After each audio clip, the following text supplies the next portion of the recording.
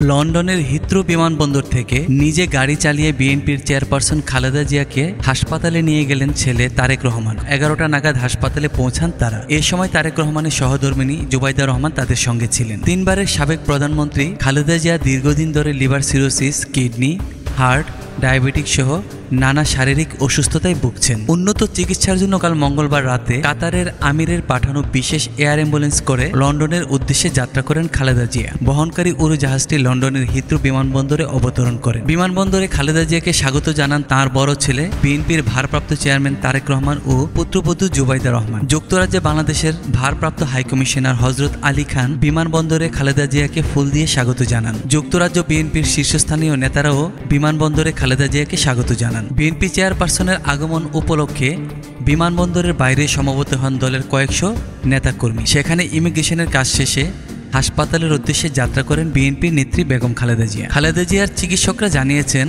খালেদা জিয়ার লিভার প্রতিস্থাপন খুব জরুরি হয়ে পড়েছে। ধারণা করা হচ্ছে বাংলাদেশ থেকে খালেদা জিয়ার সঙ্গে আসা চিকিৎসকরা যুক্তরাজ্যের দ্য ক্লিনিকের চিকিৎসকদের কাছে খালেদা জিয়াকে কাগজপত্র সহ বুঝিয়ে দিচ্ছেন। এখন প্রয়োজনীয় সব পরীক্ষা নিরীক্ষা ও কাগজপত্র দেখে খালেদা জিয়ার চিকিৎসা শুরু হবে।